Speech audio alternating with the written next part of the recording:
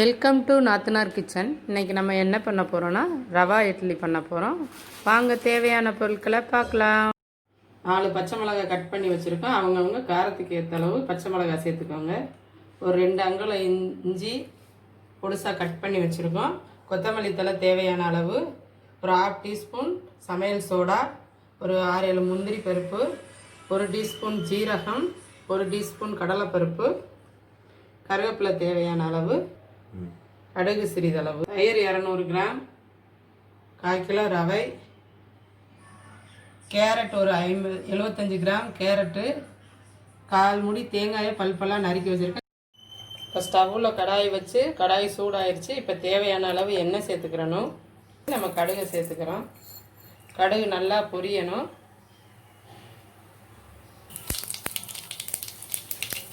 கடுகு நல்லா பொரிஞ்சிருச்சு. இப்போ கடலைப்பருப்பு சேர்த்துக்கிறோம். கடலைப்பருப்பு கொஞ்சம் செவக்க பொரியணும்.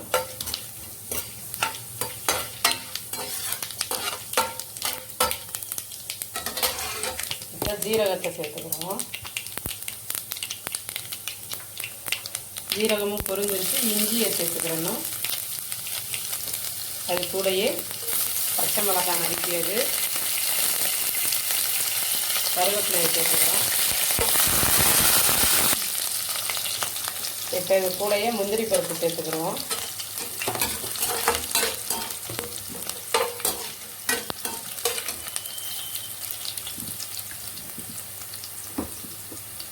இப்போ எல்லாம் நல்லா செவந்து பொரிஞ்சிருச்சு.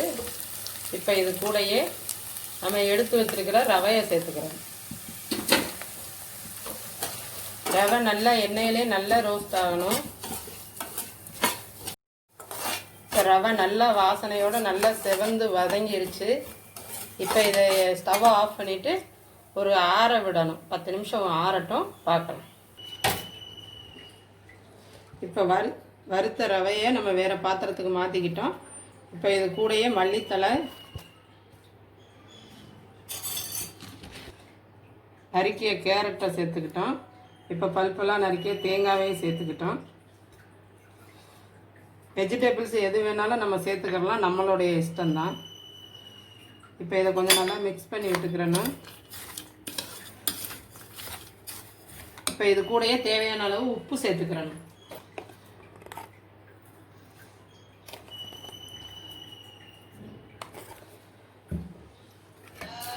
இப்போ இது கூடயே நம்ம தயிர் சேர்த்துக்கிறணும். புளிப்பான தயிராக இருந்துச்சுன்னா ஒரு 100 கிராம் சேர்த்தா போதும், 100 ml சேர்த்தா போதும் 1/4 கிலோவுக்கு. இது புளிப்பு இல்லாத தயிர்னா நல்லா 200 கிராம் மேலேயே சேர்க்கலாம். டேஸ்ட் ரொம்ப நல்லாயிருக்கும். தயிர் எவ்வளோ சேர்க்குறோமோ டேஸ்ட் ரொம்ப நல்லாயிருக்கும்.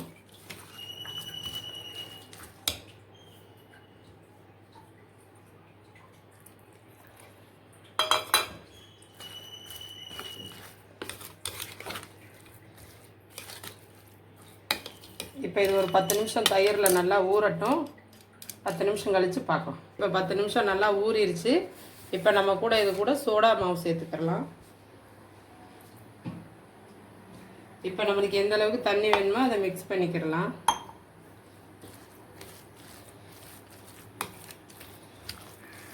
இது ஒரு 3 பேர் தாராளமாக சாப்பிட்லாம்.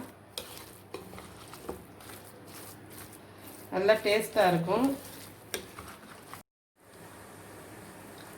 இப்போ தண்ணி, சமையல் சோடா எல்லாம் ஊற்றி நல்லா மிக்ஸ் பண்ணியாச்சு. இட்லி மாவு பதத்துக்கு மிக்ஸ் பண்ணியிருக்கோம். இப்போ ஸ்டவ்வில் இட்லி பாத்திரத்தில் தண்ணி வச்சு தண்ணி காயுது. இப்போ நம்ம இட்லி தட்டில் ஊற்றிக்கிறலாம்.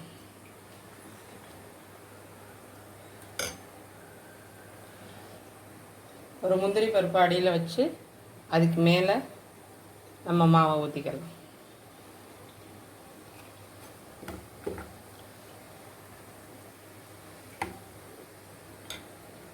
கொதி வந்ததுக்கு அப்புறம் தான், கொலக்கட்டைனாலும் சரி இட்லி எதுனாலும் சரி, தண்ணியில் நல்லா கொதி வந்ததுக்கு அப்புறம் தான் வைக்கணும். அப்போ தான் நல்லா சீக்கிரம் வேகும், டேஸ்ட்டும் நல்லாயிருக்கும். இப்போ இதை மூடி போட்டு மூடி வச்சிடலாம். ஒரு 10 நிமிஷம் நல்லா வேகட்டும். ஒரு 10-15 நிமிஷம் ஆயிடுச்சு. இப்போ நல்லா வெந்துருச்சு. இப்போ வேறு பிளேட்டுக்கு மாற்றிடணும். நம்மளோட சுவையான ரவா இட்லி ரெடி. எங்களோட சமையலை தொடர்ந்து பார்க்கணுன்னா எங்கள் சேனலை சப்ஸ்கிரைப் பண்ணுங்கள், லைக் பண்ணுங்கள், கமெண்ட் பண்ணுங்கள். அப்படியே பக்கத்தில் இருக்கிற பெல் ஐக்கானை கிளிக் பண்ணுங்கள். அப்போ தான் நாங்கள் போடுற வீடியோக்கள் உங்களுக்கு நோட்டிஃபிகேஷனாக வரும். தேங்க்யூ.